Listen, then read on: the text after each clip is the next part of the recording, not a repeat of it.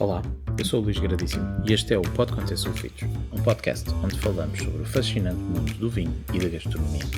Em cada episódio, uma entrevista com pessoas de referência destas áreas, explorando histórias, tendências e curiosidades. Bem-vindos ao Pode Conter Sulfitos. Olá, bem-vindos. Mais um episódio do Pode Conter Sulfitos. Hoje a temática é vinho.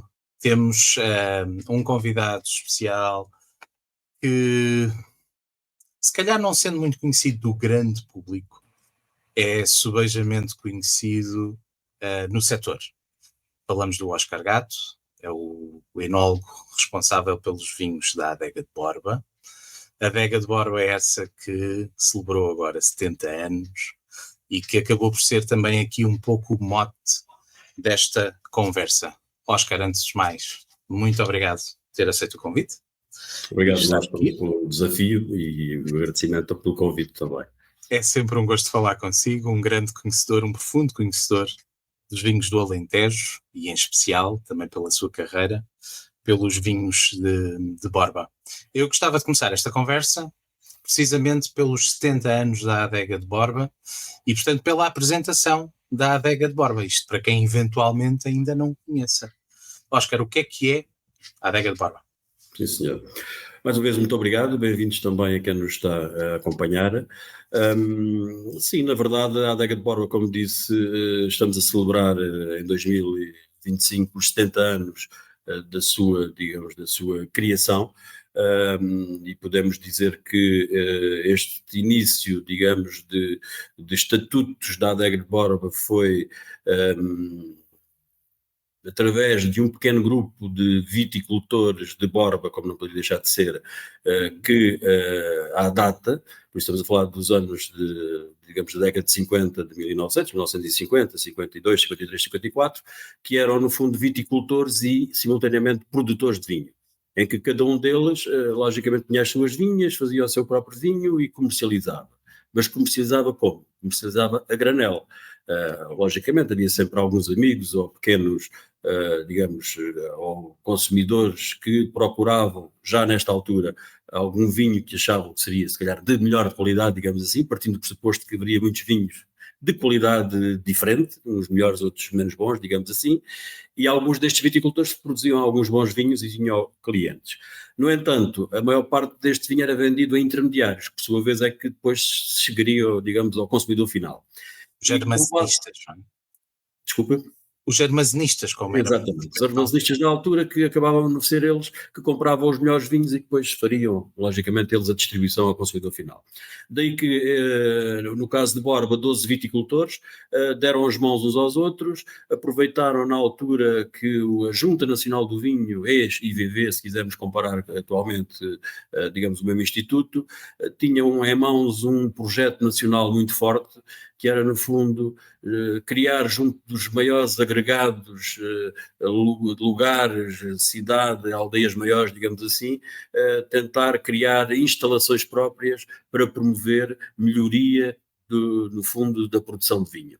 Daí que o Estado ajudou, digamos, economicamente à construção de adegas, neste caso adegas cooperativas, a nível nacional, de uma forma geral, e simultaneamente também ajudou através de um técnico ou de alguns técnicos a nível nacional, embora não fossem muitos, mas distribuídos ao nível do país por grandes regiões. No caso do Alentejo tinha um técnico.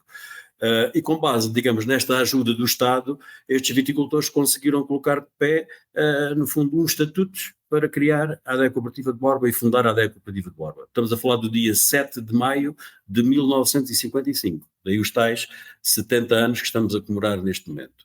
É claro que naquela altura rapidamente se construiu a adega, a importância da vinha e do vinho em Borba era grande, daí tal apetência para o vinho, mas o preço do vinho era baixo, o que significava que quer o preço da uva, quer o resultado final da valorização do vinho propriamente dito, ficava na mão dos tais armazenistas, ou seja, a mais-valia era para os armazenistas e não para o produtor. Ou seja, os pequenos produtores não tinham qualquer poder de negociação. Ou seja, o produtor de uva e o produtor de vinho, que no fundo era o mesmo, nesta altura, ou a maior parte seriam os mesmos, ficavam aquém dos negociantes, dos tais armazenistas que, no fundo, tinham mais-valia. É claro que com esta situação, rapidamente a adega avançou, então, para a produção de vinho proveniente das uvas destes sócios, aos quais se juntaram 8, e aquilo que conseguimos apurar em algumas referências que temos em termos de algum escrito mais antigo. A primeira produção mais, digamos, mais séria foi em 1958, onde 107 sócios já existiam como sócios da adega cooperativa. No entanto, nesta data, no ano de 58, apenas 57 destes 107 entregaram uvas. E com estas uvas destes sócios fez-se qualquer coisa quase como 500 mil litros de vinho. Nesta adega que tinha sido, no fundo, fundada 3 anos antes e que as estruturas foram avançando e que rapidamente tinha já a estrutura própria para, digamos assim, para juntar as uvas destes seus associados. É claro que nesta altura, como só para recordar possivelmente alguns jovens que não estavam cá naquela data, nos quais nós nos encontramos também, não sendo assim tão jovem, mas também não estávamos nesta data, mas só para dizer que estas pequenas adegas antes da adega cooperativa, ou seja, os vinhos eram produzidos maioritariamente em depósitos de cimento, em túneis de madeira, ou seja, com toda a rudimentalidade, digamos assim, que acabava por haver, em que as uvas eram transportadas das vinhas, já eram vinhas consociadas, não eram como hoje, vinhas extremos. No caso de Borba tinha muitas figueiras, por exemplo, e as oliveiras, que era a consociação digamos, mais associada na região, era vinha e olival, vinha e figueiras, digamos assim, algumas fruteiras também, mas as carroças com os moares, que não eram cavalos, eram os tais moares, as mulas, que transportavam as uvas até à adega, e eram tempos laídos, como costuma dizer. A distribuição do vinho nesta altura também era feita maioritariamente em barris, que eram as barricas que hoje chamamos de barricas, seriam os barris de madeira portuguesa, digamos assim, não era carvalho francês, seria uma barrica de outro tipo de madeira mais forte, mais rija, que aguentasse um bocadinho também as intempéries do exterior, porque a maior parte dos vinhos eram transportados em barris. Por isso, nesta fase, digamos assim, embora mais tarde, e é o caso da adega de Borba, que rapidamente ali nos inícios dos anos 60, 70, teve que recorrer a mais investimentos para crescer já nesta altura as infraestruturas da adega, porque começou a ter digamos, alguns clientes, e então aquilo também que nós temos é que, em termos de registro, que em 1959 a adega de Borba começou a engarrafonar, ou seja, vender vinho não só a granel, mas também já em garrafão, não em garrafa, mas sim em garrafão. É claro que nesta altura... outros tempos, os garrafões, como se recordarão, pelo menos os que têm um bocadinho mais essa fase presente, o garrafão tinha uma tara, ou seja, eu comprava o vinho e o garrafão e a seguir devolvia o garrafão e recebia o preço da tara do garrafão. Por isso estes garrafões eram reutilizáveis. Isto era necessário a adega ter equipamentos também para lavar os garrafões, para serem reutilizados, serem novamente cheios. E era um pouco aqui, neste início dos anos 60, um pouco o que aconteceu, apesar de também temos alguma informação que ali logo na década de 61, 62, começou a aparecer o engarrafamento em garrafa de litro, tal garrafa de 5 estrelas, que normalmente era conhecida, que era uma garrafa de litro mais alta, que também tinham tara, ou seja, também eram reutilizadas, ou seja, o consumidor comprava o vinho e a garrafa, a seguir devolvia a garrafa, recebia o valor da garrafa e entrava no processo. Estamos numa fase aqui em que a Junta Nacional do Vinho, como eu há pouco referi, já fazia concursos de vinhos a nível nacional.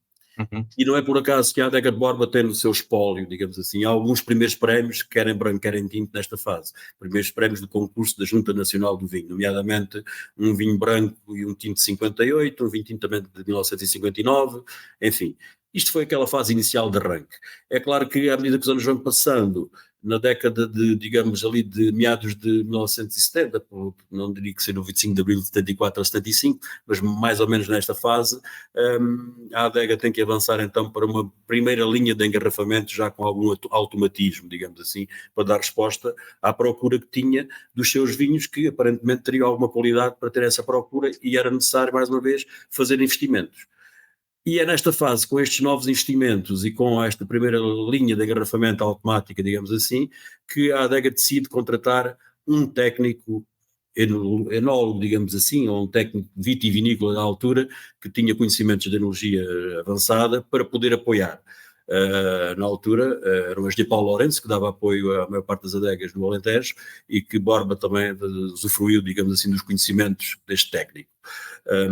E que, mais uma vez, veio reforçando esta qualidade, é que houve aqui vários engarrafamentos, já começou a aparecer algum vinho reserva no final da década de 80, sob a marca Adega Cooperativa de Borba, ou mesmo sob a marca Borba, que no fundo era uma marca coletiva, ainda hoje enquanto sub-região de denominação de origem, como sabemos, não é? Por isso a denominação de origem atualmente é DOC Alentejo, mas tem 8 sub-regiões. Uma das 8 sub-regiões é a sub-região de Borba. Qualquer produtor de vinho que está enquadrado na sub-região de Borba pode utilizar a marca coletiva Borba, digamos assim. Exatamente. Naquela altura não havia muitos produtores, a verdade é essa, havia Borba e um outro que nós sabemos que era o António Mendonça, herdeiros, e que utilizavam Borba com facilidade nos seus rótulos, digamos assim. Por isso, nesta fase, era vinho branco, vinho tinto, com alguma reserva já, no final da década de 70, e antes disso, ou dito de outra forma, no início da década de 70, há um primeiro engarrafamento, peço desculpa, de uma marca que ainda hoje é muito conhecida, chamamos Rótulo Cortiça. Ou seja, a primeira colheita do vinho Adega Cop Borba Reserva é de 1964. Sabemos que não foi engarrafado só no início dos anos 70, 71, 72, ou seja, foi um vinho que usufruiu de um estágio na Adega durante 6, 7 anos, uma parte das quais, logicamente, em garrafa, que acreditamos nós, porque não temos essa informação escrita, mas data de 1964, precisamente o primeiro reserva da Adega Cooperativa de Borba, no chamado vinho Rótulo Cortiça. E a par de uma outra referência que existia também na altura, sobre a marca, como eu referi, de Borba. Também tivemos acesso ali nos inícios de 80, em que numa Assembleia Geral dos sócios da Adega de Borba, que aqui já era um maior número, mas que foi discutido numa Assembleia Geral e apresentada pela direção na altura, um regulamento de produção, ou um regulamento de qualidade na produção, que era um regulamento um pouquinho transversal, que trabalhava muito com as tarefas, digamos assim, ou os processos na vinha, nomeadamente a parte das práticas culturais, enfim, e mais além. Começou-se a falar em castas, e a recomendar castas, e a autorizar castas. Quais as castas principais e quais aquelas que existiam, mas que eram ditas como, vamos dizer, não eram recomendadas, exóticas, mas eram importantes. E já as valorizavam de forma diferente? Exatamente. Por isso estamos a falar aqui, só para ter uma ideia e só para título de exemplo, estamos a falar de mata de 1984, onde se dizia que, por exemplo, nas castas tintas, em que se falava que no mínimo as novas vinhas a instalar, e aqui estamos a falar no período que começa a haver algum fundo europeu para apoiar a reestruturação da vinha, e no caso concreto da Adega de Borba e os seus associados foram os primeiros não diria, mas foram também logo no início aqueles que avançaram com as tais reestruturação das vinhas mais velhas consociadas e que teriam pouco rendimento, digamos assim, ao viticultor, então começaram a colocar, lá está, a arrancar essas vinhas e a colocar novas vinhas. E aqui as castas recomendadas tintas, só a título de exemplo, havia 3 castas, curiosamente que é só uma, que era a Periquita, o João de Santarém e o Castelão francês. Estamos a falar da mesma casta que hoje sabemos, e que eles aqui já diziam, atenção, que esta casta praticamente tem as características todas semelhantes, por isso podemos chegar à conclusão que se trata de uma casta, e que se chama Periquita, que hoje sabemos que é o Castelão. Por isso, no fundo, era o Castelão, a Trincadeira e o Aragonês.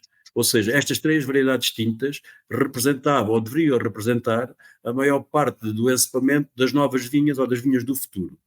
E autorizava-se então que deveria ser no máximo 20% de Alicante Pechê, Granuar, Alfrocheiro e Moreto, na altura. Por isso estamos a falar em 1984. Este regulamento de qualidade da produção, diríamos assim. No caso das castas brancas, recomendadas era basicamente o rabo de ovelha e o roupeiro, que eram aquelas que predominavam, com algum tamarês também, o mantiúdo e o perrum. No fundo, estas 5 variedades, o rabo de ovelha, o roupeiro, a trincadeira das pratas ou o tamarês, que hoje sabemos que é a mesma variedade, também estavam identificadas as duas como sendo a mesma variedade, trincadeira das pratas ou tamarês, o mantiúdo e o perrum. E depois ainda era possível autorizar, ou seja, porque existia nas vinhas, o Diagalves, o Arinto, nessa altura já existia, o Boal de Alicante e o Fernão Pires. E uma variedade que se chamava Fernão Pile, que mais tarde chegou-se à conclusão que este Fernão Pile não era Fernão Pires, mas era rabo de ovelha. Ou seja, o Fernão Pile tinha um nome, digamos, era um sinónimo conhecido na região, que na prática era a mesma variedade do que o rabo de ovelha. Isto só para dizer que estamos a falar em 84, em que já havia uma preocupação grande no tal produzir uvas, no mínimo com alguma qualidade, a pensar que os vinhos têm que se fazer na vinha e não só na adega. E isto são registros que nós temos e que dá um pouco desta informação. Na verdade, talvez por isso, ou não só, ou por toda a evolução, e aqui só talvez um parêntese para quem não estiver muito sintonizado, mas há aqui duas, vamos dizer, uma associação privada e uma interprofissional que são criadas na década de 80.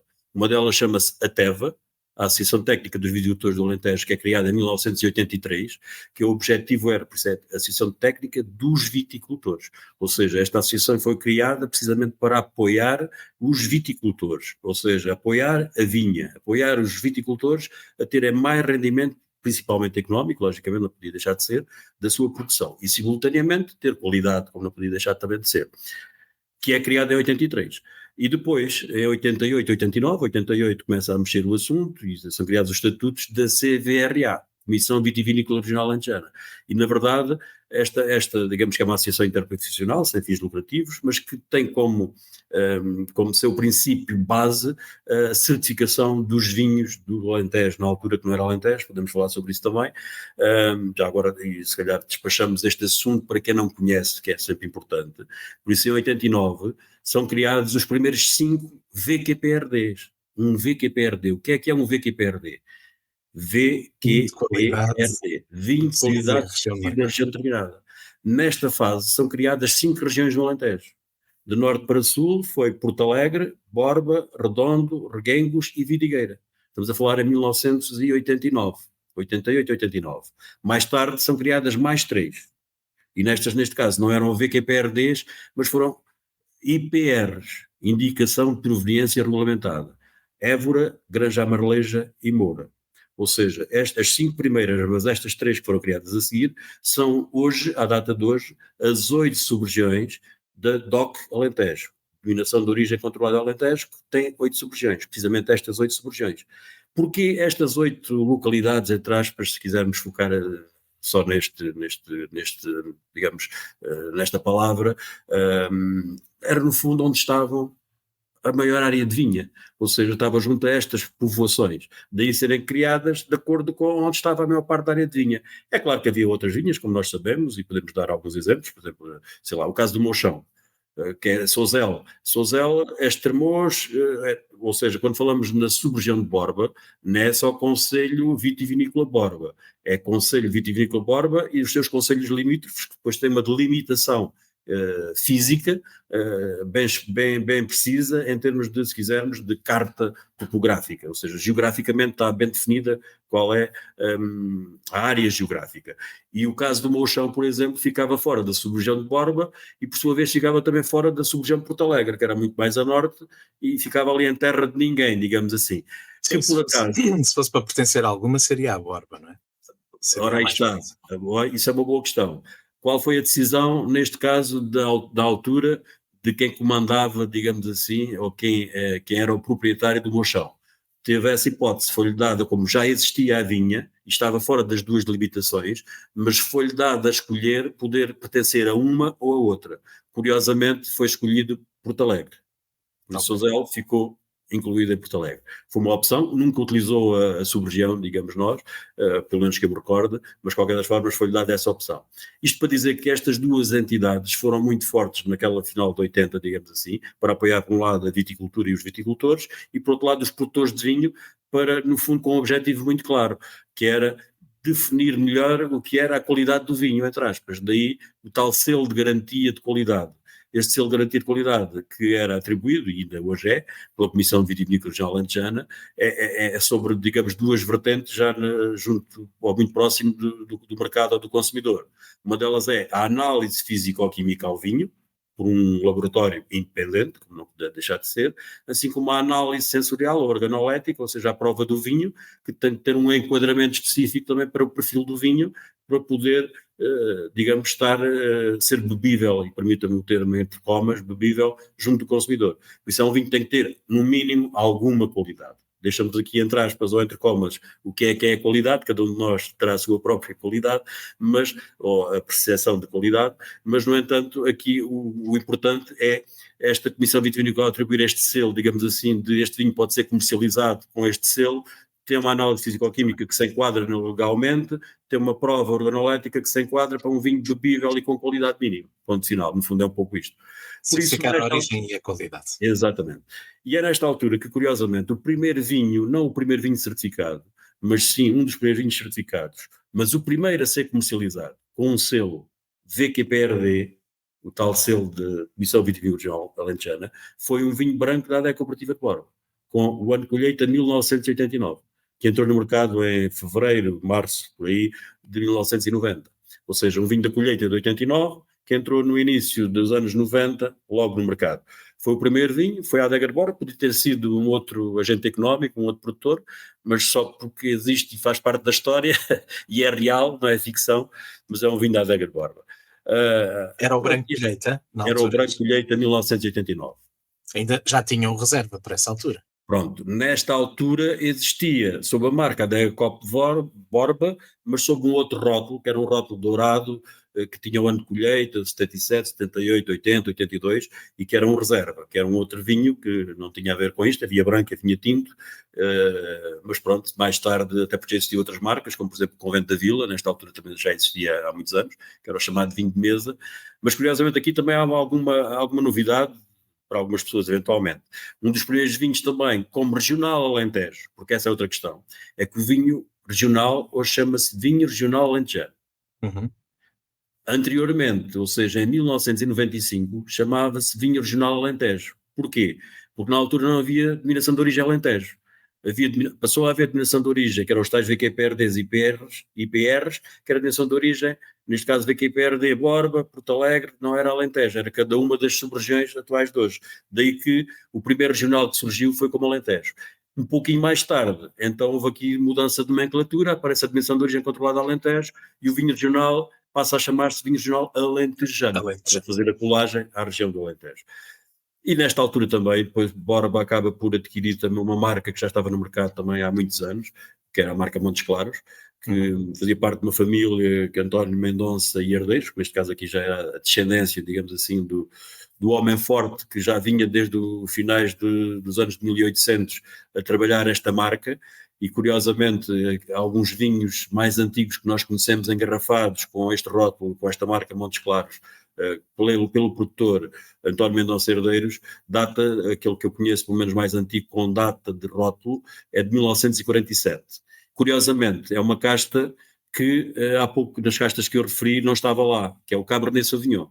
Ou seja, na altura este proprietário, digamos assim, produtor, era um senhor que já trabalhava há muitos anos na vinha, gostava muito de ir à França e bebia muito daquilo que se fazia em França e tentava trazer para Portugal um pouco desta, ou daquela, na altura daquela informação que ele conseguia recolher, e era diríamos nós, né, passados estes anos todos, talvez fosse um vitivinicultor muito esclarecido para a época, para trazer para Portugal, neste caso para o Alentejo e para Borba, algumas das coisas muito boas que já se fazia no estrangeiro, nomeadamente em Bordeaux e em França.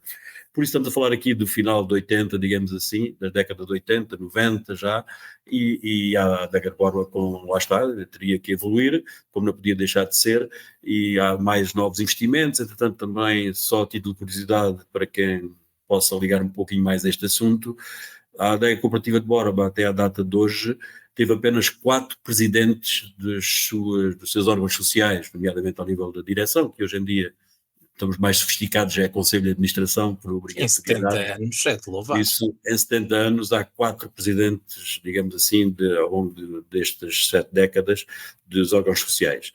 O atual presidente já está desde 2002, isso 2, sim, e com a entrada da nova direção, digamos, nesta altura, no início dos anos de 2000, há mais investimentos um pouco já mais fortes, mais tecnologia, coisa que também já havia ou houve no final dos anos 90, mas pronto, foi preciso reforçar novos investimentos, aqui com apoios, logicamente, também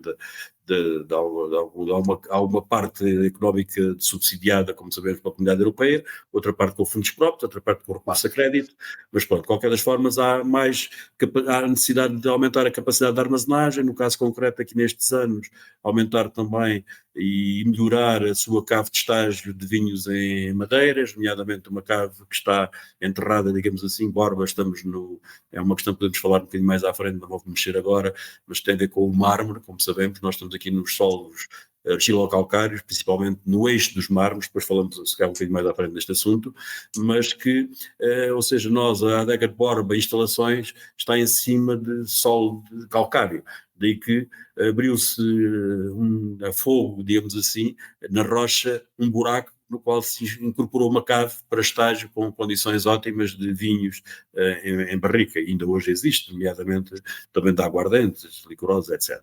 Por isso estamos a falar aqui numa fase também um bocadinho avançada, digamos, nesta época de investimentos. É claro que aqui houve sempre os tais equipamentos, sempre ter atenção a algumas coisas mais recentes que estão no mercado do ponto de vista de tecnologia também.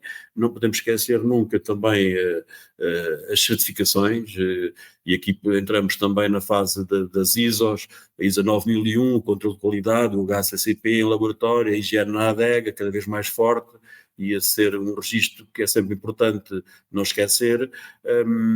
Mais tarde também com a ISO 22000, a IFS, que nos garante um bocadinho toda a rastreabilidade de um vinho, desde a garrafa até à origem da uva na vinha, no viticultor, que é possível fazer, e nós fazemos tudo hoje em dia informático, não é em papel, como sabemos. Hoje em dia o viticultor, com a sua uva, chega à adega, mostra um cartão que é no fundo o seu BI de viticultor, e a partir daí indica qual a proveniência da uva ou da parcela, e nunca mais se perde, digamos assim, esse BI até o vinho estar na garrafa, ou nós estarmos com o vinho no copo, conseguimos ir ao lote na garrafa, ir a dar para trás e chegar à vinha.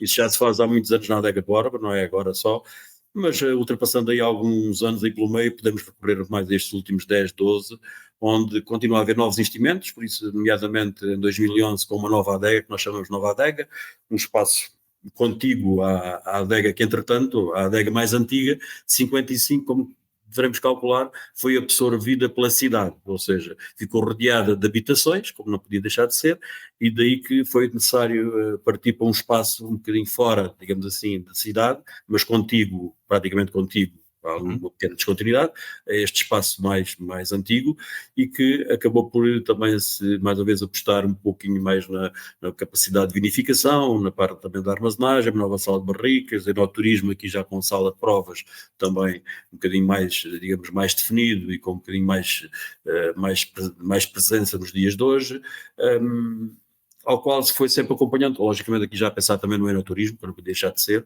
com alguma intensidade também, mas há sempre aqui uma parte também da vinha que nunca foi descurada, é que hoje em dia, também podemos dizê-lo, porque é a realidade, por isso a adega cooperativa de Borba é certificada no Programa de Sustentabilidade dos Vinhos do Alentejo. Este é um programa de sustentabilidade dos vinhos do Alentejo, tem duas componentes, uma parte da vinha, outra parte da adega.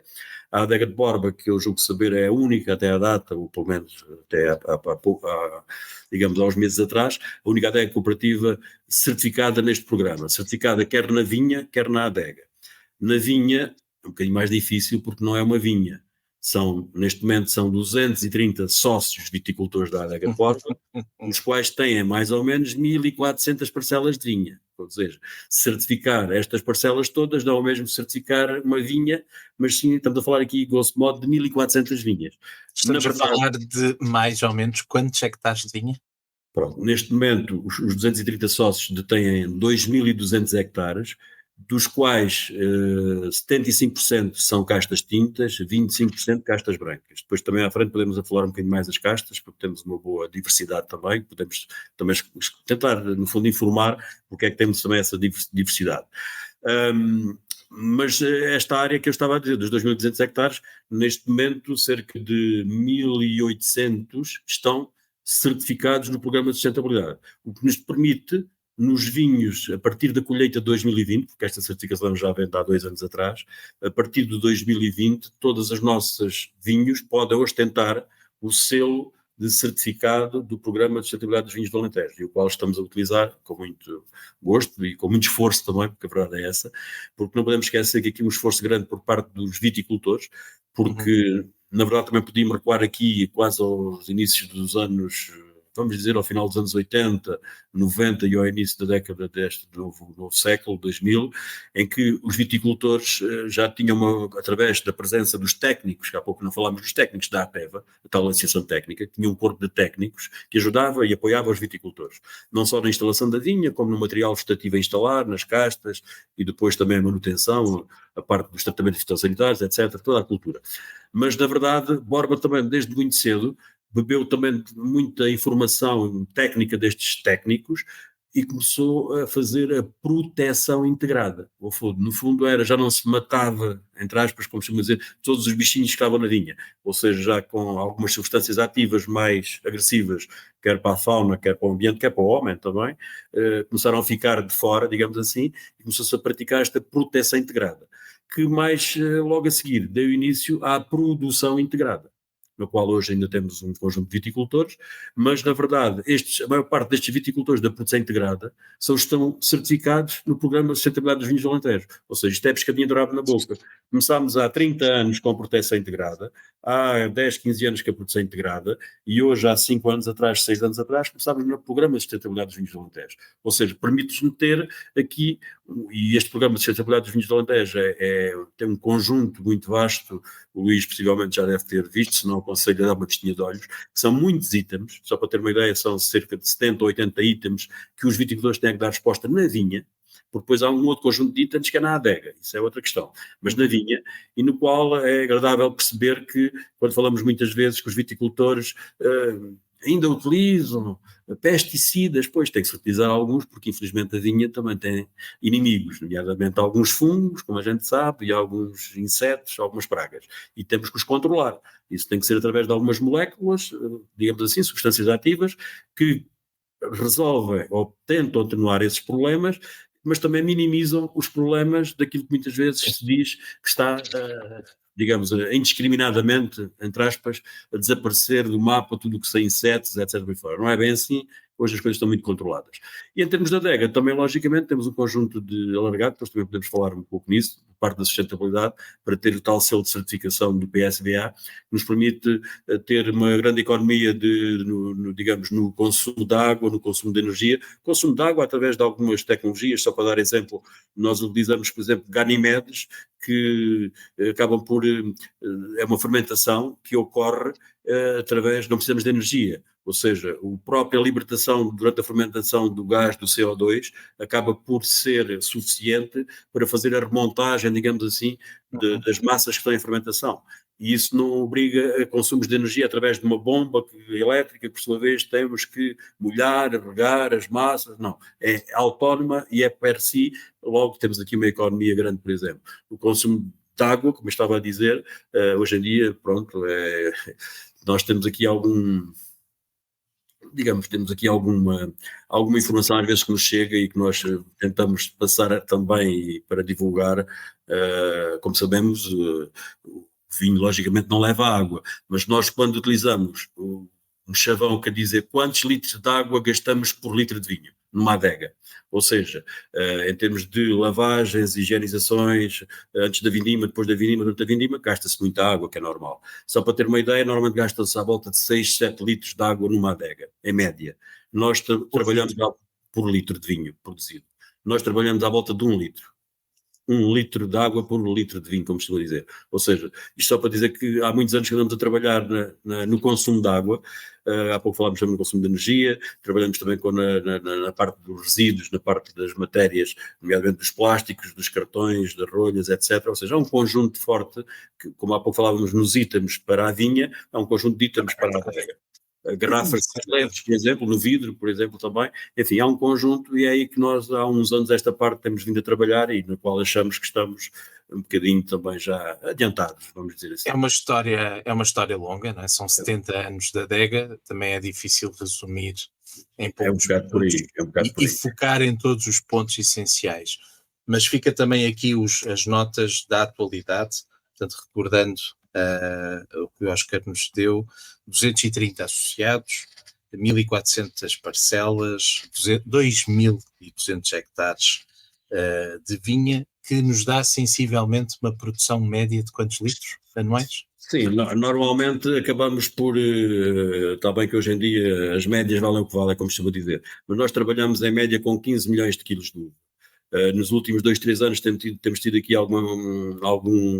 digamos, alguma produção ligeiramente acima, mas a média anda por aí, os 15 milhões de quilos, 11 milhões de litros, digamos assim, em média de 5 anos, 10 anos. Se quisermos também recuar à média dos 20 anos, não andamos muito longe destes valores, porque médias são médias. É muito litro. Vamos então falar de Borba. Isto é a adega de Borba, são 2.200 hectares de vinha em Borba, seguramente o maior produtor da denominação, produtor no sentido de vinhas agregadas, não é? Pela cooperativa. Gostava de definir aqui um pouco o que é Borba.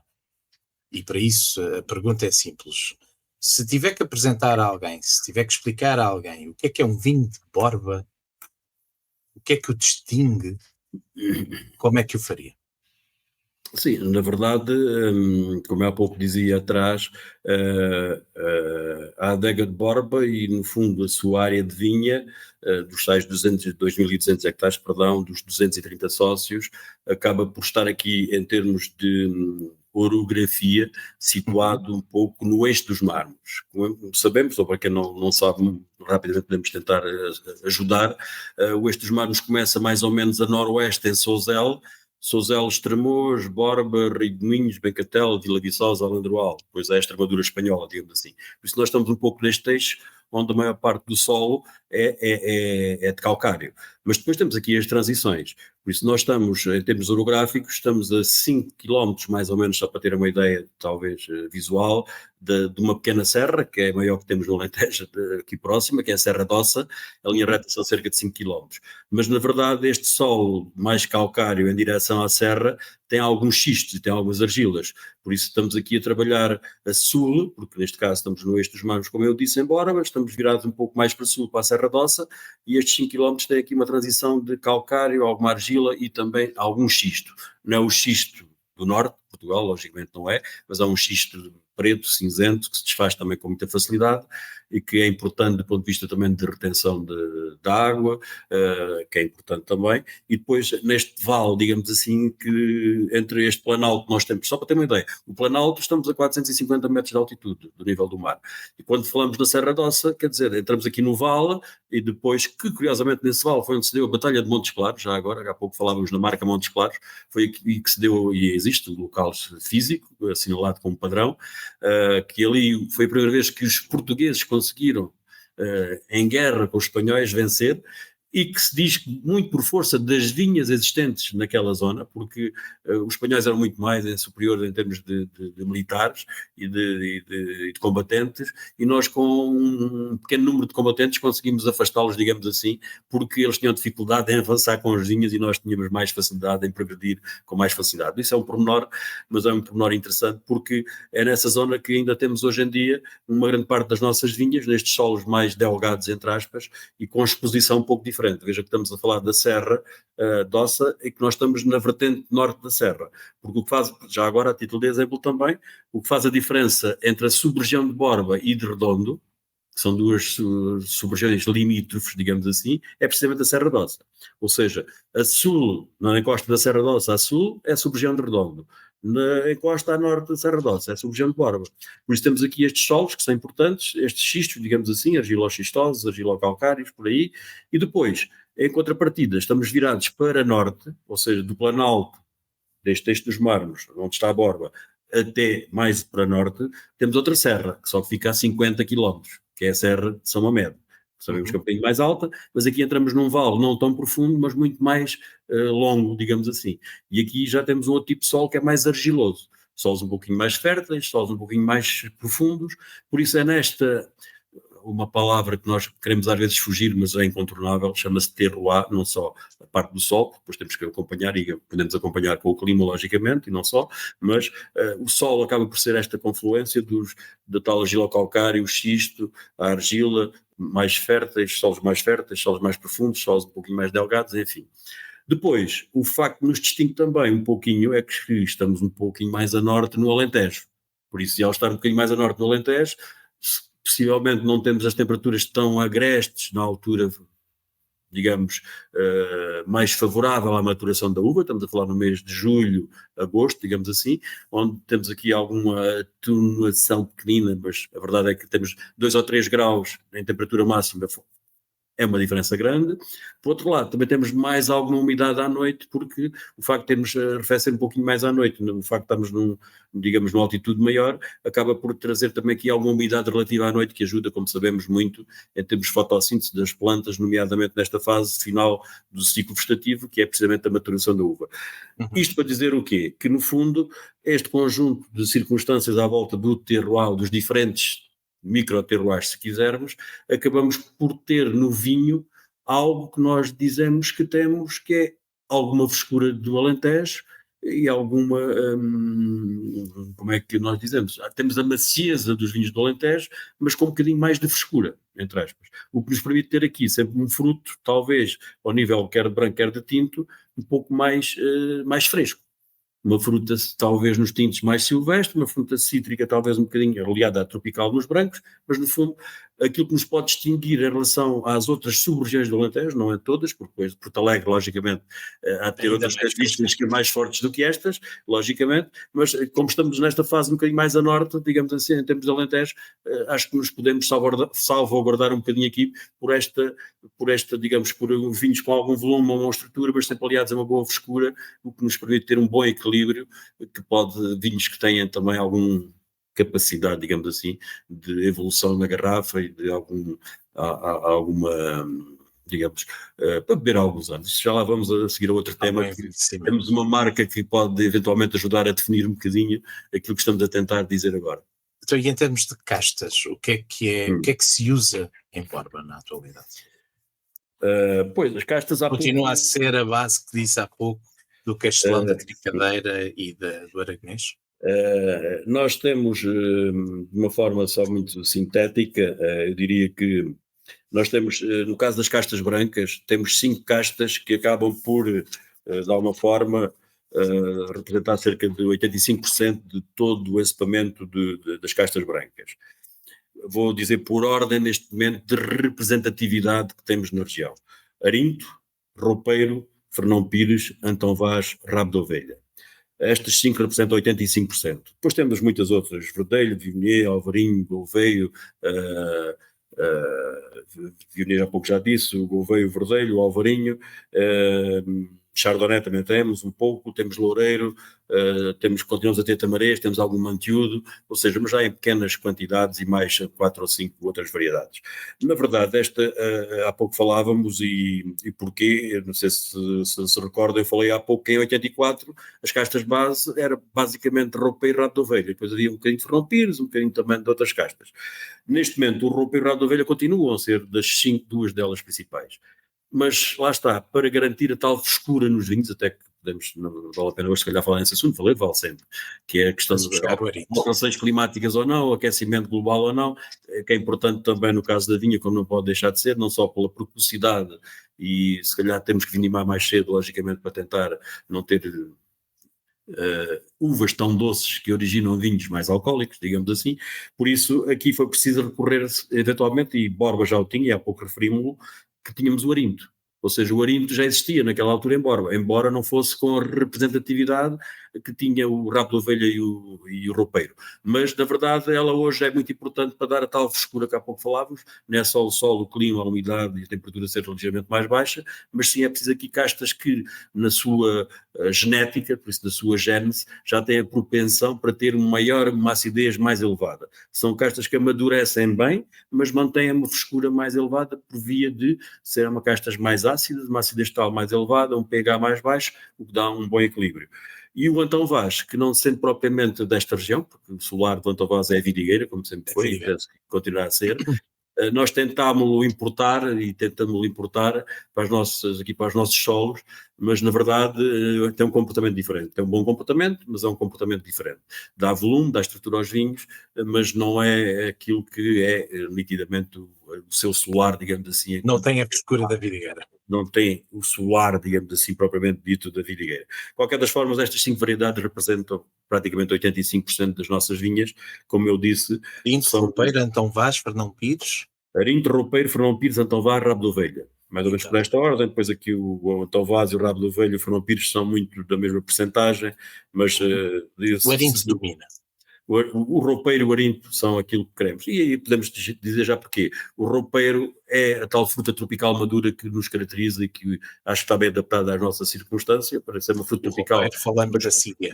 Exatamente, o roupeiro. O nome da casta oficial é Síria, nome sinonímia reconhecida é o roupeiro. E que permite, no caso do Alentejo, utilizar na rotulagem o nome desta sinonímia reconhecida, que é o roupeiro. Por isso o arinto e o roupeiro, ou o roupeiro e o arinto, a fruta tropical com frescura e depois a fruta cítrica do arinto para complementar e dar aqui o tal jogo que nós entendemos que é importante. Precisamos da estrutura do rabo de ovelha, temos que ter cá, na nossa opinião, e é por isso ela continua a ser uma casta importante para nós e que não vamos, apesar de termos perdido alguma área, estamos outra vez a incentivar os viticultores a colocá-la, mas infelizmente é uma casta que não está muito selecionada, como sabemos hoje em dia, do ponto de vista de novas vinhas, já não falamos só em casta, já falamos em clones de uma casta, ou seja, características que diferenciam na mesma variedade um pouquinho mais de frescura, um pouquinho de bago mais miúdo, um pouquinho mais de acidez, um bocadinho menos de grau, enfim. Hoje em dia estes clones, digamos assim, são trabalhados precisamente para tentar perceber se dentro da mesma variedade há aqui uma variabilidade um bocadinho diferente para poder trabalhar. Que seja mais favorável. Exatamente, em direção àquilo que cada um de nós queremos, ou que nós precisamos, ou que nós gostamos. Também pode ser uma questão de gosto pessoal, às vezes, né, para os vinhos.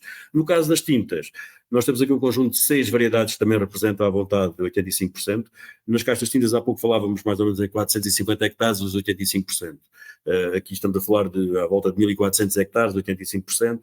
Aragonês, Syrah, Alicante Pechê, Trincadeira, Castelão, e depois aparece aqui a Touriga Nacional, Touriga Franca, também com algum peso mais recente, que nos permite também depois trabalhar um bocadinho aqui de forma de alguma diferenciação também nos nossos vinhos e nos nossos lotes. Mas basicamente estamos a falar de uma característica mais frutada, madura, se quisermos, do aragonês e do Syrah, para nós acha que nos assenta bem.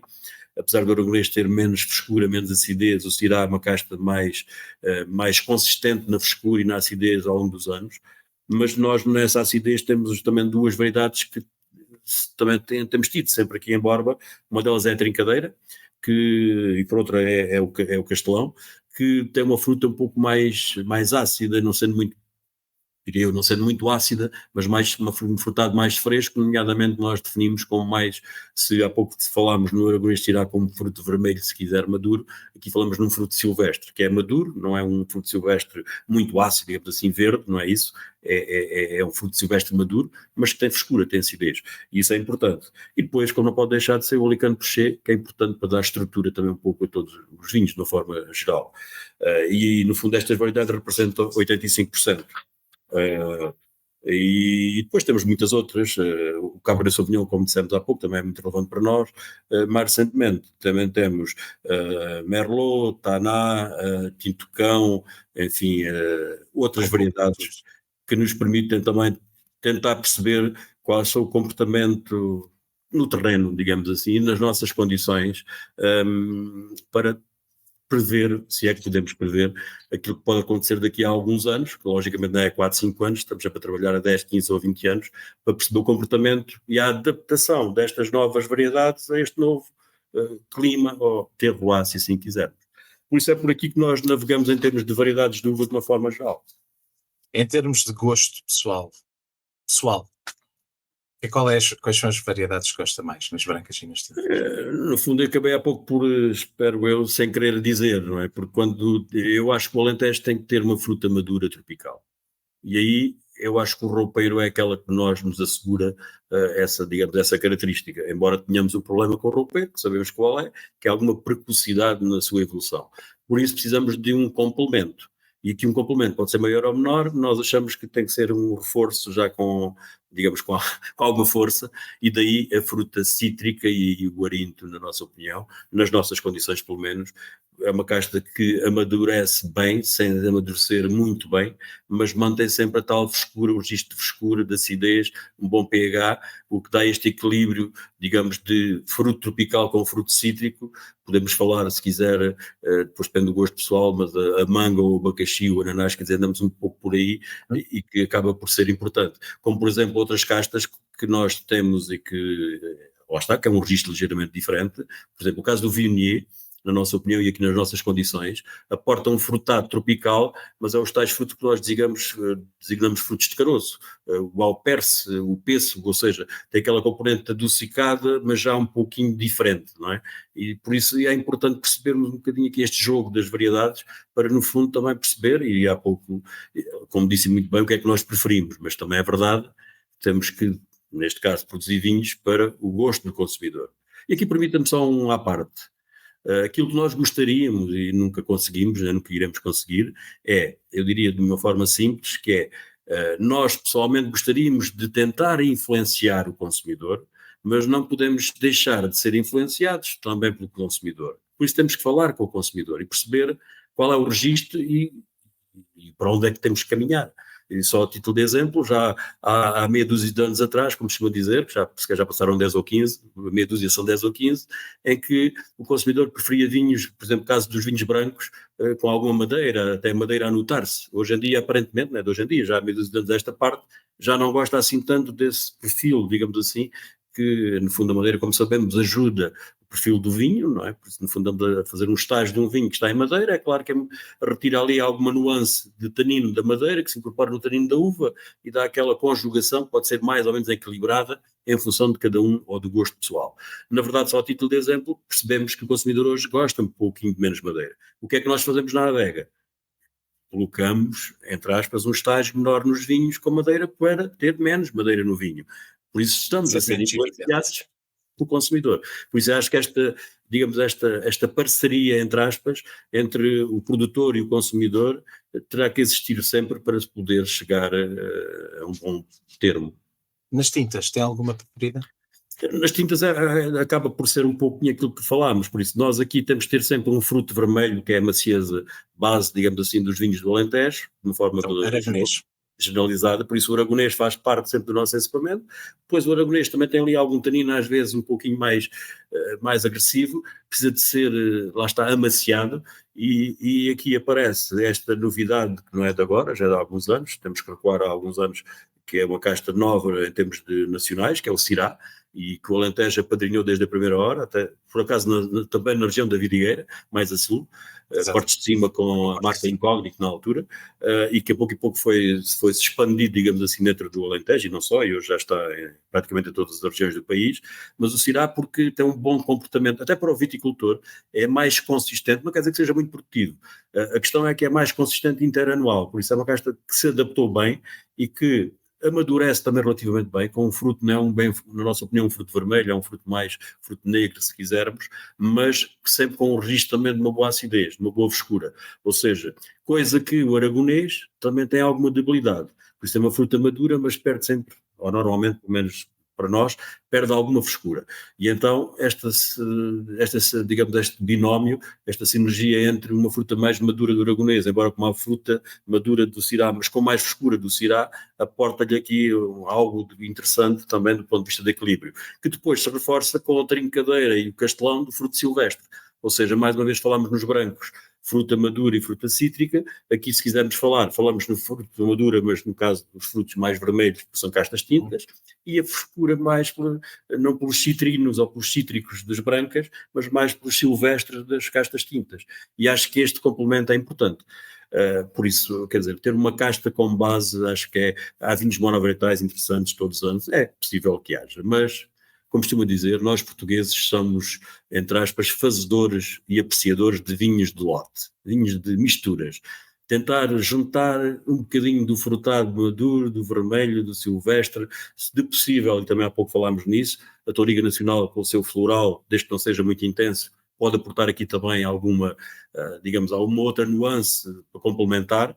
Logicamente não será para todas as marcas, e no nosso caso em concreto, a Adega Borba, temos um conjunto mais alargado, se quisermos, de marcas, desde Galitos, Convento da Vila, Adega de Borba, Senses, Montes Claros, enfim, depois com as diferentes, o Colheita, o Reserva, o Prímio, o Garrafeira, ou seja, tentamos aqui também conjugar depois um bocadinho diferentes perfis para tentar também chegar a diferentes consumidores. Se há um consumidor que gosta mais do fruto vermelho, nós teremos essa marca para um pouquinho mais do fruto mais maduro, ou a macieza mais nessa direção, mais concentrada, digamos assim, da fruta madura. Se temos um consumidor que prefere um vinho mais irreverente, com mais frescura, nós temos o Petit Verdot, por exemplo, há pouco não referi, Petit Verdot, nós temos na marca Senses um monovarietal Petit Verdot, que tem um registro um pouquinho diferente. É uma casta que te aporta um pouquinho floral, mas não o floral da Touriga Nacional, é um floral que eu designo um pouco mais esteva, quando nós lembramos da Páscoa, que passou agora há um mês atrás, como chama dizer, e vimos as estevas todas, as flores brancas das estevas. Se cheirarmos essa flor, na nossa opinião, o Petit Verdot aporta um bocadinho esse tipo de aroma, ou esse tipo de aroma, o fator gustativo, se quisermos falar assim. Por isso, com um registro sempre mais frescura, mais ácido, ou seja, o Petit Verdot tem mais acidez. Como há pouco falávamos no Arinto, que tem mais acidez, aqui o Petit Verdot, naturalmente, na sua genética, digamos assim, na sua gênese da casta, ela tem propensão para ter uma acidez mais elevada. O que pode aportar aqui a tal sinergia e as tais combinações entre comas.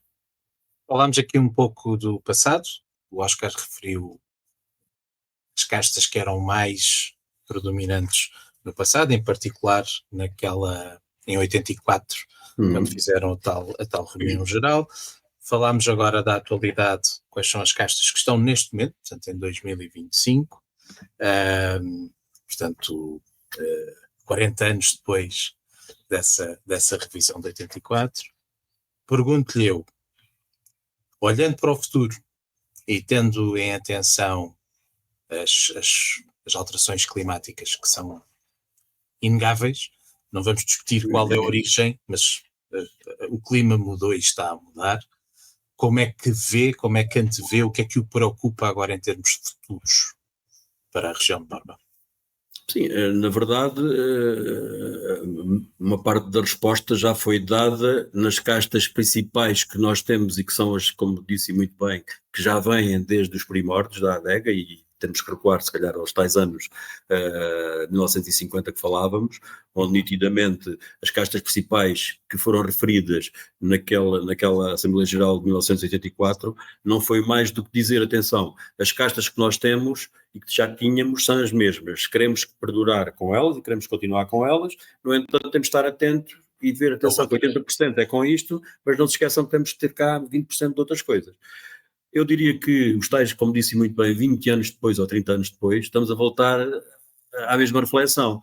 Só que na altura falava-se em 2 brancas ou 3 brancas e 2 ou 3 tintas, hoje estamos a falar de 5 ou 6 brancas ou 5 ou 6 tintas, com mais 7 ou 8 brancas ou 7 ou 8 tintas. No fundo, o que estamos a tentar preparar é a defesa do futuro. Como? Através de colocar estas variedades, e como há pouco disse, já permite-me recuar um pouquinho, quando falámos em castas, e eu referi também clones dessa casta, nós estamos a fazer hoje um trabalho que pouca gente conhece ou ninguém conhece, mas também não é para ser conhecido agora. Penso que o fruto vai ser daqui a alguns anos, precisamente para aquilo que estamos a conversar neste momento, que é os clones. Ou seja, o que nós fazemos é colocar o clone, sei lá, a título de exemplo, o clone 667 do Aragonês. Nós colocamos na zona de Rio de Moinhos, no tal vale com solo mais xistoso.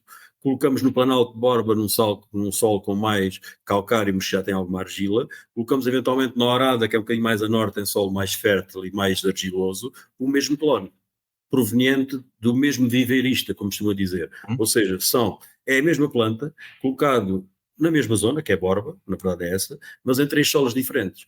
E não colocamos só este clone, colocamos outros ao lado deste. Daqui a 10 ou 15 anos, alguém há de estar cá e dizer, olha, o 677, meus amigos, a partir da manhã é mais uma planta, por exemplo, na zona da Orada. Porquê? Porque este clone tem mais aptidão para resultar num melhor vinho, aguenta melhor o clima ou o microclima, ou se quisermos, daquela zona, porque está na encosta da serra, está virada a norte, o solo é mais delgado porque é um solo de xisto, tem um bocadinho mais umidade, e este é o clone favorável para aquela zona. tudo o que está na zona da Orada, 607, esqueçam. Ponham lá o 53, porque o 53 aguenta melhor, gosta mais do solo fértil, tem o bago mais miúdo e não amadurece tão cedo, ele amadurece só no final de setembro, por exemplo. Pronto, este é o trabalho do futuro que tem que ser feito, porque, como falamos de alterações climáticas, as alterações climáticas não se vê de um ano para o outro, portanto, aqui falar em ciclos ou em períodos de tempo, não é? Por isso acreditamos, e nós sabemos, que a temperatura média nos últimos 20 anos aumentou 1 grau e meio, muitas vezes daquilo que nós vamos ouvindo, e possivelmente nos próximos 20 anos continuará a aumentar. Na verdade é, não é? Esse é o desafio, não é? Agora, esse é o desafio, é perceber um bocadinho isso. Por isso, este é um dado. O outro é que já é aquilo que já sabemos. Se voltarmos a 1984, na verdade, a vindima era, iniciava-se no final de setembro e terminava no final de novembro.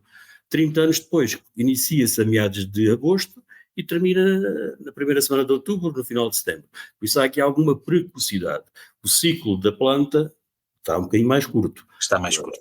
Por isso temos de estar atentos, lá está, e é isso que temos vindo a fazer e a olhar, que é acabar por vindimar um pouquinho mais cedo. Está aqui este conjunto de fatores que não será só um, serão mais, não estamos a falar em todos, estamos a falar só em alguns, que são relevantes para as decisões do futuro. É uma conversa que ainda tinha muito pano para mangas, como se costuma dizer. É bom saber que estão preocupados, que estão focados em encontrar soluções e com atenção. Este experimentalismo é importante, não é? Ir vendo o que é que funciona, o que é que não funciona, para antever soluções para o futuro, porque de facto os desafios estão aí, já não estão a bater à porta, já entraram pela casa adentro, portanto temos que lidar com eles. Mudando um pouco de assunto, a conversa já vai longa, mas não queria deixar de trocar aqui algumas impressões consigo acerca do panorama das adegas cooperativas, já que estamos a falar da adega de Borba e dos seus 70 anos. Assim, traços muito gerais, pergunto-lhe eu, as adegas cooperativas ainda fazem sentido? São verdadeiramente competitivas? Têm vitalidade? Têm futuro no mercado de vinhos atual? Eu julgo. Quais são os principais desafios? Eu julgo que sim, porque na verdade, quando falamos em adegas cooperativas, possivelmente, diria eu, que eu me recordo, nos últimos anos não foi criada nenhuma nova adega cooperativa. Mas se recuarmos há 20 ou 30 ou 40 anos atrás, havia muitas cooperativas, ou havia muito mais cooperativas do que há hoje. Significa que, em média, se vale o que vale, desapareceram, ou, digamos assim, foram extintas algumas adegas cooperativas e que nós não recordemos, não foi criada nenhuma nova. Ou seja, por aí pode ter uma resposta que é simples: as adegas cooperativas vão terminar mais dia menos dia. É uma conclusão que se pode tirar, que pode ser certa ou errada. Na nossa opinião, possivelmente não será por aí, porque algumas adegas cooperativas, como chamo de dizer, vendem saúde. E vendem saúde porquê? Porque possivelmente já há uns anos atrás foram entendidas não como adega cooperativa, mas possivelmente encaradas como uma empresa como qualquer outra.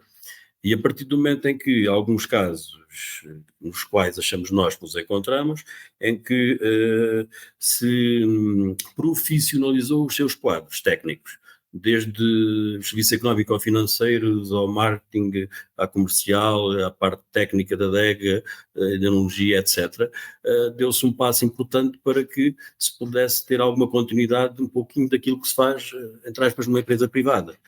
A partir do momento em que se fazem investimentos na adega, em que se tem as novas tecnologias, e há pouco não falámos em todas, podemos falar algumas, por exemplo, só a título de exemplo. Por exemplo, nós na adega de Borba temos um equipamento de seleção de bagos. Não estamos a falar em seleção de cachos, estamos a falar em seleção de bagos. Ou seja, temos um equipamento, logicamente é vindima manual, em que a uva entra num pequeno tapete, ou entra num pequeno tegão, onde entra num tapete a seguir, o qual entra a seguir num equipamento que é um desengaçador. Mas não é um desengaçador, é um oscilador. Ou seja, é um equipamento que está na vertical, abana o cacho da uva e cai aos bagos. Cai aos bagos para uma mesa, digamos assim, que está a trabalhar com uma determinada velocidade. Por sua vez, esses bagos vão caminhar para outra mesa mais abaixo, em que está a caminhar, ou está a trabalhar a muito maior velocidade. Vão fazer uma única película, digamos assim, de bagos. Esses bagos vão entrar no equipamento, como se dizer que tem olhos, e vai olhar para os bagos e dizer, meus amigos, todos os bagos que forem iguais a uma determinada matriz, passam em frente. Tudo o que for diferente é rejeitado. É rejeitado. Nós estamos a falar do equipamento que nós temos peço desculpa, desde 2012, por isso já passaram 13 anos ou 12 anos. Já passaram 12 vindimas, se quiser. 12 vindimas, sim. Ou seja, quando falamos aqui também em profissionalizar os quadros técnicos, digamos assim, simultaneamente não podemos esquecer a tecnologia da adega e, no fundo, a tecnologia de produção de vinho. E isso foi feito, como há pouco já referimos, também não podemos esquecer os sócios, os viticultores e a vinha. Por isso a vinha melhorou, os viticultores tiveram que melhorar as suas práticas culturais, tiveram que adaptar as suas vinhas aos dias de hoje para produzir uvas com mais qualidade. A adega não pode ficar parada no tempo, por isso tem que acompanhar e tem que ter equipamentos para dar resposta à qualidade das uvas. Se me disser que estas adegas não têm futuro, eu diria, se calhar têm. Agora, há muitas, há poucas, há de haver algumas. Por isso, eu acredito plenamente que temos adegas cooperativas para o futuro. Agora, eventualmente, ainda está conotado, possivelmente na maioria ou em muitos consumidores, que as adegas cooperativas recebem as uvas que mais ninguém quer. Ou seja, tudo o que é bom dos sócios da cooperativa, o produtor A, B ou C chega lá, paga e recebe as uvas e vai-se embora.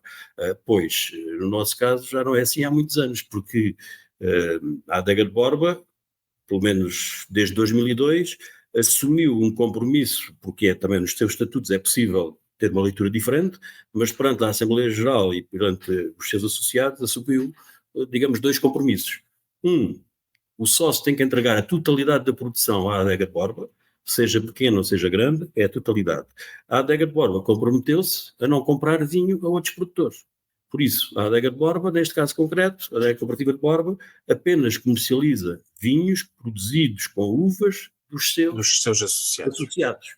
Por isso, estamos a falar de vinhos que têm um rosto e que têm, se quiser, uma região, que têm um caráter de, se quiseres chamarmos, genuinidade local, que são uvas deste local, não são uvas que vieram de outras zonas do país ou das outras zonas do Alentejo, se quisermos, para este local. Por isso, estas adegas, diria eu, com base neste esforço que fizeram e que foram fazendo, que têm pernas para andar, acho que sim. Eu também acredito que sim, mas não posso deixar de colocar a questão, claro, e saber a vossa opinião, até porque já agora, há um tempo realizaram um fórum em que estiveram a debater as questões da... Permita-me só, já agora, curiosamente, por isso, como eu disse, nós fizemos anos há 15 dias atrás, os 70 anos foi no dia 5 de maio, e fizemos uma conferência que intitulamos mesmo os 70 anos da adega cooperativa de Borba. Trouxemos convidámos alguns, digamos, oradores para vir a falar um pouquinho até sobre isto, sobre o caso da FENADEGAS, da Confagre, do Gabinete de Planeamento de Produção do Ministério da Agricultura, enfim, e debatemos um pouco isto, e depois também nós até internamente, e alguém no meio desta comunicação acabou por dizer, eventualmente, as adegas cooperativas não comunicam como comunicam os produtores privados. E, eventualmente, há muita coisa a fazer sobre esta matéria, que é a comunicação para chegar ao consumidor e para tentar, eventualmente, não diria de distorcer o que está torcido, seria distorcer, mas pelo menos criar uma imagem diferente daquilo que não é a realidade. Ou seja, porque a realidade que está eventualmente junto de muitos consumidores, logicamente não serão todos, há de haver sempre consumidores, infelizmente, mais esclarecidos sobre esta matéria, mas na verdade ainda há alguma imagem de uma adega cooperativa que é o parente pobre, digamos assim, do setor. Não tem que o ser assim. Possivelmente as próprias adegas cooperativas têm dado alguns tiros nos pés porque não conseguem comunicar eventualmente ou chegar junto ao consumidor com a realidade atual, que não é aquela realidade de há muitos anos atrás. E aí há um trabalho de certeza muito grande a fazer, sem dúvida. O que é que podemos esperar da adega de Borba nos próximos anos? O que é que podemos esperar? Eu diria que o futuro é sempre hoje e é muitos anos à frente. Mas há sempre 4 ou 5 aspectos que podemos sempre referir, sei lá. É tentar que, com base até no que estávamos a falar há pouco, que o consumidor acabe por reconhecer, embora haja um conjunto possivelmente alargado de consumidores que assim já o compreendem, em que os vinhos oferecidos pelas adegas cooperativas têm qualidade, vamos dizer que se é maior, se é menor, não é isso que está em causa, é que tem a qualidade e que normalmente associados a um preço até relativamente, se calhar se quisermos, mais baixo. Ou seja, fala-se muito da relação qualidade-preço, mas isso vale o que vale. Mas, na verdade, esse é outro problema, que é que quando falamos nos vinhos das adegas cooperativas, tem sempre um valor inferior, entre aspas, em média, aos produtores privados. E daí que esse é o futuro tem que trazer um pouco mais dessa realidade para cima, digamos assim, porque na verdade, e como ele estava a dizer, e é o nosso caso, e há de haver mais casos, a autenticidade, a genuinidade do produto, se quisermos, está nas adegas cooperativas, porque sem eles com as suas uvas, que estão na tal local, próximo ou agrupado naquela sub-região, entre aspas, ou na área geográfica, que é a área que faz parte da área vitícola da adega, acaba por, no fundo, ter o produto mais genuíno daquele local. É só por aí, não é por mais nada. Depois, por outro lado, as novas gerações, diria eu, que eventualmente deveriam apadrinhar um bocadinho o modelo cooperativo se ele tiver pernas para andar. Ou seja, que no fundo é que os velhos viticultores, como são conhecidos, né, porque infelizmente não estamos a falar só da viticultura, estamos a falar do agricultor em geral, o escalão etário é elevado, como nós sabemos, e os seus seguidores ou os seus descendentes normalmente fogem. Na verdade, nós na Adega de Borba, nos tais 230 associados viticultores que temos, felizmente temos um conjunto de associados que já são descendentes e que estão a continuar o trabalho que vem dos pais, digamos assim, ou das famílias, o que é importante para nós fomentar um bocadinho este tal modelo cooperativo vitivinícola, porque na verdade, e não falámos nisso, mas acho que cabe sempre, e é importante poder dizê-lo, é que nós temos alguns viticultores que têm uma área relativamente grande ou simpática. Poderiam ter a sua própria adega, poderiam ter a sua própria marca e decidiram não o fazer. Porquê? Porque acham que estão numa adega, em conjunto, tal como 1955, 12 viticultores decidiram juntar-se, aqui estes foram ao contrário, decidiram não separar-se. Eles já cá estavam, decidiram não sair e continuar, porque acham que este projeto ou este modelo cooperativo terá pernas para andar, digamos assim. Sim, depois, por outro lado, vem mais valias para o negócio. Exatamente. Por isso este testemunho, no fundo, a passar à descendência futura, digamos assim, aos possíveis viticultores mais novos, é claro que está agarrado àquilo que também já falámos há pouco, com outras palavras, que é a tal sustentabilidade, que é a palavra da moda, mas a sustentabilidade tem que ser económica, porque se não houver económica, possivelmente a social e a ambiental não vem... Acaba por não existir. Exatamente. Por isso é económica, por isso temos que ter alguma valorização para pagar as uvas, por isso temos que vender vinhos com alguma valorização para pagar as uvas, para que o viticultor possa, por um lado, dar trabalho a outras pessoas, a outras famílias. E aqui é a sustentabilidade social. Não é só a realidade do viticultor, mas sim de todos o que consegue angariar à sua volta para dar trabalho a outros que necessitam. E por outro lado, como já falamos também, é ambiental, porque no tal programa de sustentabilidade dos vinhos do Alentejo está aqui muito incorporado e no qual já damos muita resposta. Por isto é um legado que, digamos assim, que é vitícola, é história, é património e cultura, é vinha, é o vinho, mas pronto, tem que se ter aqui a tal qualidade por um lado, é verdade que temos que ter alguma tradição, temos vinho de talha, não falámos nisso, mas também temos vinho de talha, não falámos em marcas, mas também temos muitas marcas, também temos novidades, por exemplo, lançámos recentemente esta marca a comemorar os 70 anos, que é o Avendo do Tempo, um vinho branco e um vinho tinto. Avendo do Tempo, precisamente, talvez, não sei se estamos quase a terminar ou não, mas aproveito para dizer Avendo do Tempo porquê? Porque, na verdade, hoje em dia, vivemos todos muito à pressa, não temos tempo, não nos sentamos a conversar, se calhar como estamos aqui os dois agora a conversar, mas se fosse à mesa, se calhar estávamos mais contentes, à volta de um copo de vinho, eu tenho aqui um com água, mas se fosse um copo de vinho, poderíamos ver que com este tempo de conversa, o vinho também mexe, também varia, ou seja, há vinhos que não são lineares. Eu começo com um vinho tinto no copo, que tem os aromas mais frescos, eventualmente, ou mais doces, ou mais maduros. A seguir, como é um vinho que estagiou em barrica ou em tonel, vai buscar uns aromas terciários de, sei lá, agora se quisermos ser poetas, um bocadinho de charuto, um fruto seco, uma compota, um tabaco, sei lá, N coisas que a gente possa fazer. Ao fim de 20, 25 minutos, voltamos ao copo e já vê outra vez os frutos silvestres, eventualmente, que não estavam junto aos frutos vermelhos. Ou seja, é preciso haver tempo para podermos também interagir à volta do vinho.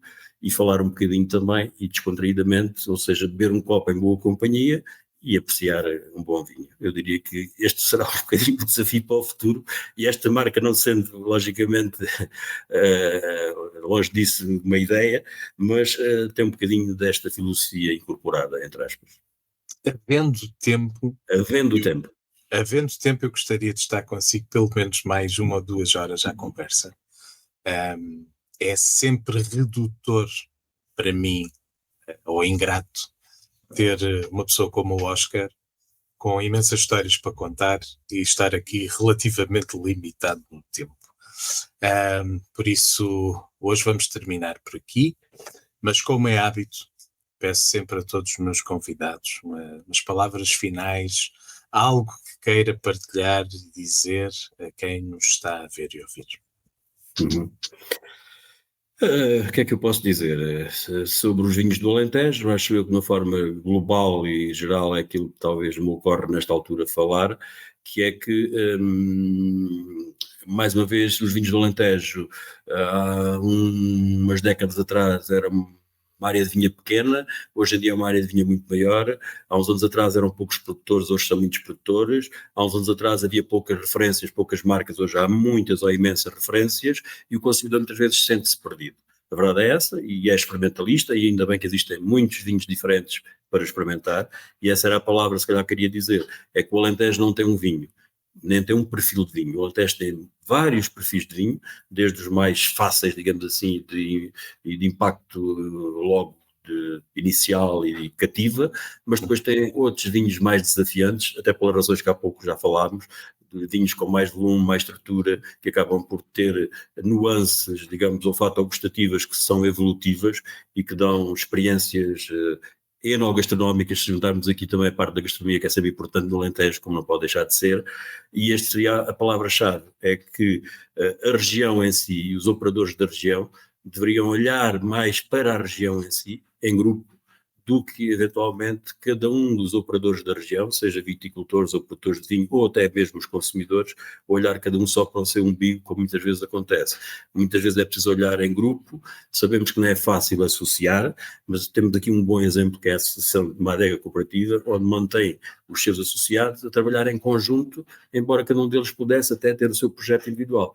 Por isso o desafio é um pouco este, é a reflexão para olhar para o Alentejo de uma forma global, generalista e em conjunto.